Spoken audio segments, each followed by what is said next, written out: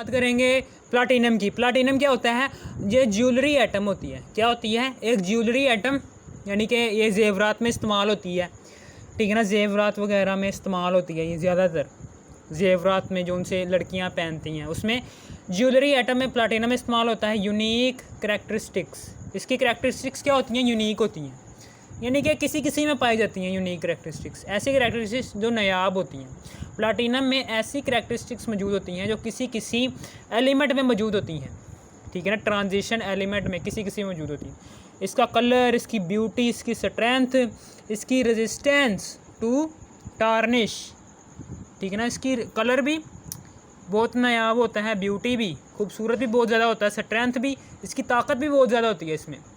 इसमें ताकत भी बहुत ज़्यादा होती है। ताकत कैसे होती है मैं आपको बताता हूँ कि एक मेटल में, फॉर एग्ज़ाम्पल कोई सी भी मेटल होगी ना, उसमें हर एलिमेंट में, मेटल के हर एलिमेंट में से कोई ना कोई इलेक्ट्रॉन जो सा होगा वो फ्री होगा। यानी कि फॉर एग्ज़ाम्पल आप, ये है जी प्लाटिनम की एक शीट है, ठीक है ना। स्ट्रेंथ कैसे बढ़ती है प्लाटिनम की, मैं वो बात बता रहा हूँ कि ये देखें कि ये प्लाटिनम की मैंने बना दिया है, ये प्लाटिनम है, यहाँ पर भी प्लाटिनम, यहाँ पर भी प्लाटिनम, इधर भी प्लाटिनम, इधर भी प्लाटिनम, इधर भी प्लाटिनम, हर तरफ प्लाटिनम ही है। अब यहाँ पर कितने हैं? 1 2 3 4 5 6 7 8, इन 8 प्लाटिनम के एलिमेंट में से एक एक इलेक्ट्रॉन क्या हो जाएगा? फ्री हो जाएगा। जैसे ही एक एक इलेक्ट्रॉन फ्री होगा, इनके मेटल्स में से एक एक इलेक्ट्रॉन निकलेगा, इन पर सारे प्लाटिनम जो उनसे होंगे वो पॉजिटिव चार्ज में गेन कर लेंगे, +1 +1 +1, ठीक है ना, +1 +1 +1। अब ये +1 प्लाटिनम +1 जो सा होगा, इसकी अट्रैक्शन इन इलेक्ट्रॉन्स के साथ बहुत ज़्यादा हैवी होगी, बहुत ज़्यादा हैवी बॉन्ड बनाएंगे इन इलेक्ट्रॉन्स के साथ, ठीक है ना।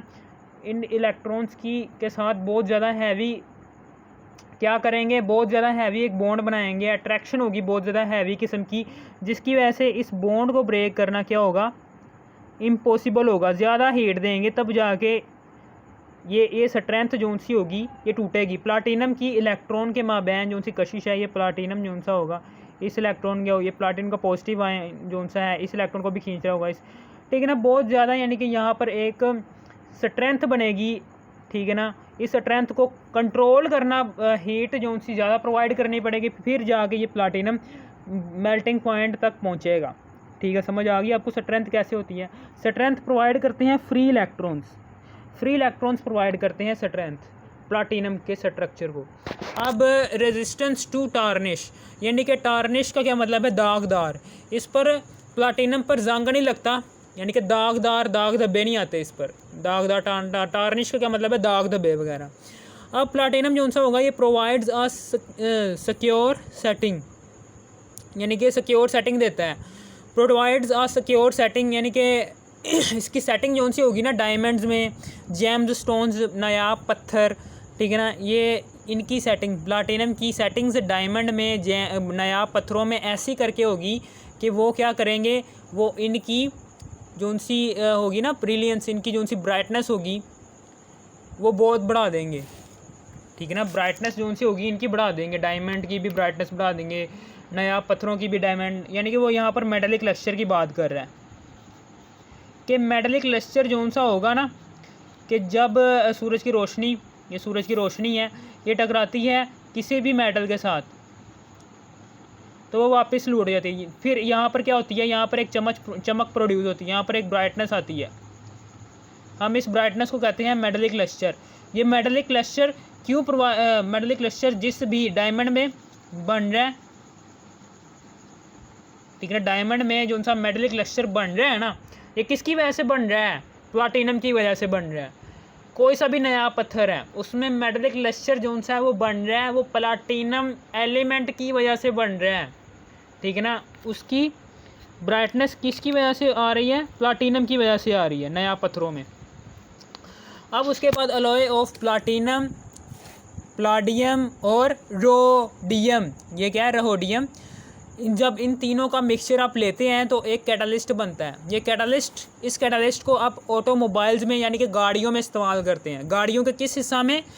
वो होता है इंटरनल कंबस्शन इंजन में कैटालिटिक कन्वर्टर इस्तेमाल करते हैं। ये कैटालिटिक कन्वर्टर जैसा कि नाम से ज़ाहिर है, इसमें कैटालिटिक एक कैटालिस्ट इस्तेमाल हुआ है, ये वाला प्लाटिनम, प्लाडियम और रहोडियम, ठीक है। और कन्वर्ट क्या कर रहा है, कन्वर्ट कर रहा है कार्बन मोनोऑक्साइड और नाइट्रोजन डाइऑक्साइड, बहुत ज़्यादा हार्मफुल गैसेस है, बहुत ज़्यादा नुकसानदेह होती हैं। जब ये कहीं पर भी बंद कमरे में आपको मिल जाए ना ये गैसेस, तो उस कमरे में ना जाओ। उस कमरे में अगर जाओगे तो आप भी अल्लाह को प्यारे हो जाओगे। ये बहुत इतनी ज़्यादा हार्मफुल होती हैं। ये इसको इमिटेड यानी कि गाड़ियों में ये बनती हैं बाकायदा, ठीक है ना। ये इंटरनल कंबस्शन इंजन में ये बनती हैं ये गैसेस, कार्बन मोनोऑक्साइड और कार्बन डाइऑक्साइड। कैटालिटिक कन्वर्टर है, ठीक है ना। कैटालिटिक कन्वर्टर किस में लगा होता है, इंटरनल कंबस्शन इंजन में। जब ये गैसेस बनती हैं ना, तो ये कैटालिटिक कन्वर्टर कन्वर्ट करता है इन गैसेस को लेस हार्मफुल गैसेस। मिसाल को कार्बन डाइऑक्साइड पौधों के लिए अच्छी है, नाइट्रोजन जो सी है ये एटमॉस्फेयर के लिए अच्छी है, ठीक है ना। एटमॉस्फेयर के लिए नाइट्रोजन अच्छी है। H2O वेपर्स, H2O के वेपर्स बारिशों के लिए अच्छे हैं, बारिश पैदा करते हैं, ठीक है। समझ आ गई होगी आपको। यह हार्मफुल गैसेस में पैदा कर देता है इसे। ये तीनों हमारे लिए फ़ायदेमंद है, जिसकी वजह से इंटरनल कंबस्शन इंजन में कैटालिटिक कन्वर्टर की समझ आ गई होगी आपको क्या काम करता है। ये ऑटोमोबाइल्स में लगा होता है, ये गाड़ियों में लगा होता है। लेस हार्मफुल गैसेस, ये हार्मफुल गैसेस को लेस हार्मफुल गैसेस में कन्वर्ट करता है। अब उसके बाद आगे है जी प्लाटिनम जो सा होता है, ये हार्ड डिस्क ड्राइव कोटिंग्स, यानी कि जो सी हार्ड डिस्क होती है ना, हार्ड डिस्क में जो सी कोटिंग होती है उसमें इस्तेमाल होता है, हार्ड डिस्क ड्राइव कोटिंग्स में, ठीक है ना। ये हार्ड डिस्क जो सी ये कंप्यूटर वगैरह में इस्तेमाल होती है, ठीक है ना। इसी तरह फाइबर ऑप्टिक केबल में भी ये इस्तेमाल होता है प्लाटिनम। ये क्या होता है fibre optic cable, fibre optic cable जो सा होता है ये क्या करता है, ये डायमंड ये long distance and high performance में इस्तेमाल होता है। फाइबर ऑप्टिक केबल का काम क्या है, ये लॉन्ग डिस्टेंस तक डेटा को भेज सकता है।